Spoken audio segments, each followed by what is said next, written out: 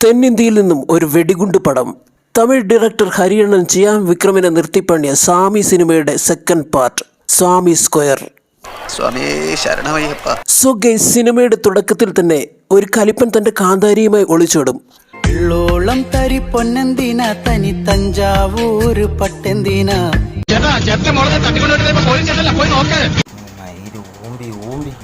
ഇതറിഞ്ഞതും ആ നാട്ടിലെ തന്തവൈവ് അമ്മാവന്മാരെല്ലാം കൂടി വലിയൊരു ട്രാക്ടറിൽ കയറി ആ നാട്ടിലെ പോലീസ് സ്റ്റേഷനിലെത്തി പോലീസ് സ്റ്റേഷൻ അടിച്ചു തകർക്കും.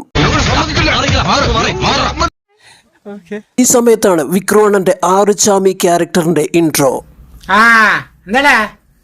വിക്രോണൻ കാല് കുത്തുമ്പോൾ തന്നെ കൊടുങ്കാറ്റടിക്കും. പിന്നെ തന്തവൈബ് അമ്മാവന്മാരും വിക്രോണനും തമ്മിൽ മുടിഞ്ഞ സംഘടനമാണ്.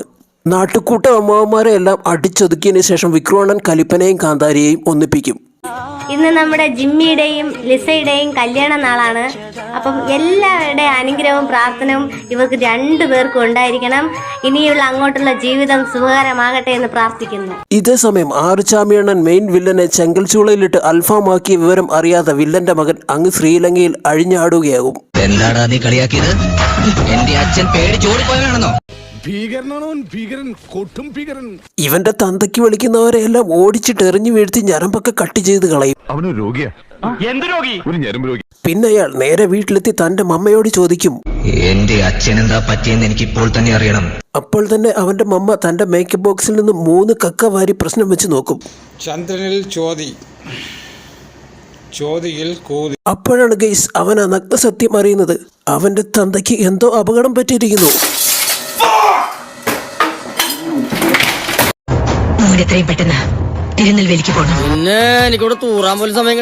ശേഷം തന്റെ തന്തയെ തേടി അങ്ങ് ശ്രീലങ്കയിൽ നിന്നും ഗൂഗിൾ മാപ്പിൽ തിരുനെൽവേലി സെറ്റ് ചെയ്ത് ഇറങ്ങിയ വില്ലൻ വന്നിറങ്ങിയതാകട്ടെ കഴുത്തൊപ്പം മുങ്ങിത്താഴുന്ന ഏതോ നദിയുടെ മധ്യത്തിൽ. Hello, how are you? I am under the water, please help me. നദിയൊക്കെ നീന്തി കയറി ഏതോ കരയിലെത്തുമ്പോഴാണ് അവൻ ആ സത്യം അറിയുന്നത്. നമ്മുടെ അച്ഛൻ പേടിച്ചോടിപ്പോയതല്ല, ചത്തുപോയതാ. എന്റെ പൊന്നുനായിട്ട് കരയിക്കണം. ഇതോടെ കലിപ്പിലായ വില്ലൻ ആകെ സീനാകും. തന്റെ തന്തയെ ചെങ്കൽ ചൂളയിലിട്ട് റൊട്ടി ചുടും പോലെ ചുട്ടുകൊന്ന ആറുചാമിയെയും അയാളുടെ ഗർഭിണിയായ ഭാര്യയെയും രാഖി രാമായണം ഏതോ കാട്ടിലിട്ട് അറഞ്ചം പുറഞ്ചം വെട്ടും. ആറുചാമിയുടെ ഭാര്യ അപ്പോൾ തന്നെ ഡെഡാകും. ആറുചാമിയും മരിക്കാറാകും. ഇനിയൊരു ചാമി പിറന്നാൽ മാത്രമേ കഥ മുന്നോട്ട് പോകൂ.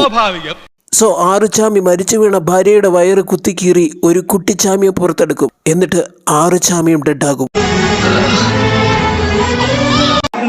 അമ്മാവ മരിച്ചുപോയി. മായാന്നല്ലാതെ എന്ത് പറയാ.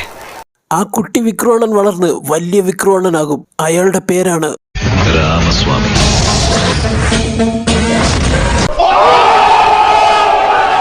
ആ നാട്ടിലെ മന്ത്രിയുടെ സ്റ്റാഫായി ജോലി ചെയ്യുന്ന ഇങ്ങേര് തന്നെയാണ് അവിടുത്തെ പാവപ്പെട്ട പെൺകുട്ടികളുടെ വിവാഹം നടത്തുന്ന തന്ത്രിമുഖ്യൻ. സർവമംഗളമാംഗല്യേ. ഇതിനിടയിൽ ഏതെങ്കിലും ഒരുത്തൻ വന്ന് കച്ചറയിട്ടാൽ അവരെയൊക്കെ ഇങ്ങേര് വാരിയിട്ട് അലക്കും. സ്ത്രീകളെന്നൊക്കെ പറഞ്ഞാൽ വിക്രോണന് മുടിഞ്ഞ റെസ്പെക്റ്റ് ആണ്. ബഹുമാനത്തോടെ സംസാരിക്കണം.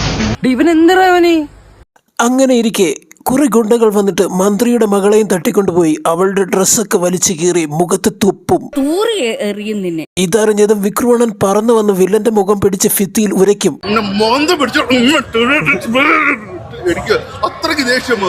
ഇതോടെ നായികയ്ക്ക് അണ്ണനോട് ക്രഷ് അടിക്കും. പക്ഷെ അണ്ണനാണെങ്കിൽ പ്രണയമെന്നൊക്കെ പറഞ്ഞാൽ വെറുപ്പാണ്. നമ്മൾ 24 മണിക്കൂറും പെണ്ണുങ്ങളോട് സംസാരിച്ച് സൊല്ലിക്കൊണ്ടിരിക്കുന്നല്ല, നമുക്ക് വേറെ പണിയുണ്ട്. ആ നാട്ടിൽ അക്രമവും അനീതിയും കൊണ്ട് ആകെ പ്രശ്നമാണ്. ഇതൊക്കെ കണ്ട് പ്രതികരിക്കാൻ പറ്റാതെ അണ്ണന്റെ മുഖമൊക്കെ അടുപ്പിൽ വീണ പ്ലാസ്റ്റിക് ബോട്ടിൽ പോലെ വളഞ്ഞു കോടും. സോ ഇനി ഈ നാട് നന്നാകണമെങ്കിൽ നല്ലൊരു IPS ഓഫീസർ വന്നേ മതിയാകൂ. അതിനായി വിക്രോണൻ തന്നെ IPS ആകാനായി ഇറങ്ങിത്തിരിക്കും. വിക്രോണൻ ഏതോ മലമുകളിൽ IPS ട്രെയിനിങ് ഒക്കെ നടത്തിക്കൊണ്ടിരിക്കുമ്പോഴാണ് വാടകയ്ക്ക് എടുത്തിട്ട് ഹെലികോപ്റ്ററിലെത്തി നായിക വീണ്ടും അണ്ണനെ പ്രപ്പോസ് ചെയ്യും. എവിടെ പോയി നിൽക്കുമെന്ന് ഒരു എത്തുംപിടിയില്ല. ഇതോടെ അണ്ണനും നായികയും തമ്മിൽ പ്രണയത്തിലാകും. ശേഷം വിക്രോണൻ IPS പട്ടമൊക്കെ ധരിച്ച് നാട്ടിലെത്തും.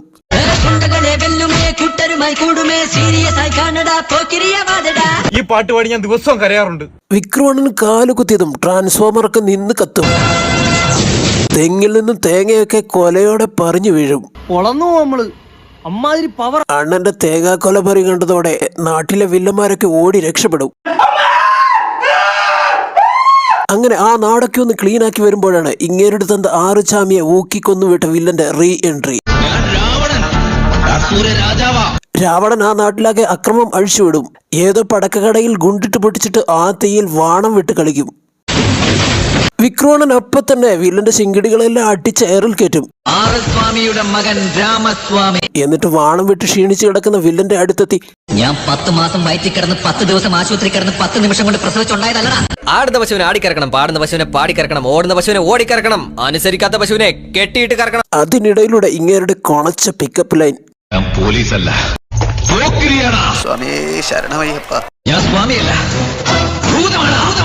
ഈ അപരാധചാമിയെ എങ്ങനെ തീർക്കുമെന്ന് തലയും കുത്തി നിന്ന് ആലോചിക്കുമ്പോഴാണ് ചാമിയണ്ണൻ വില്ലന്റെ അണ്ണനെ വീട്ടിൽ കയറി വെട്ടിക്കൊന്ന് വാണം വിട്ട് ആഘോഷിക്കും. കട്ടക്കലിപ്പിലായ വില്ലൻ ആ നാട്ടിലെ മന്ത്രിയെ റെയിൽവേ ട്രാക്കിലിട്ട് ചമ്മന്തി ചുട്ടരയ്ക്കുന്ന പോലെ അരച്ചെടുക്കും. വിക്രമണ്ണനും നാട്ടുകാരും പൊട്ടിക്കരയും.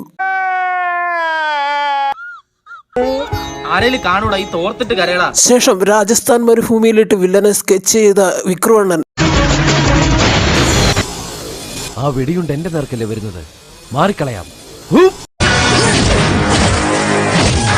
വിക്രമണ്ണനും വില്ലനും തമ്മിൽ പൊരിഞ്ഞാടി നടക്കും.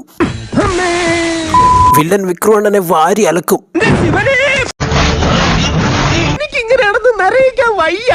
അരമണിക്കൂറിന് ശേഷം ബോധം തിരിച്ചു കിട്ടിയ വിക്രമണ്ണൻ വില്ലനെ ചവിട്ടി പറപ്പിക്കും.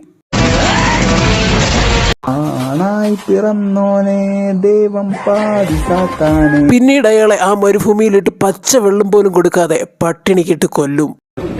സ്റ്റോറിയാണ് കാണുക.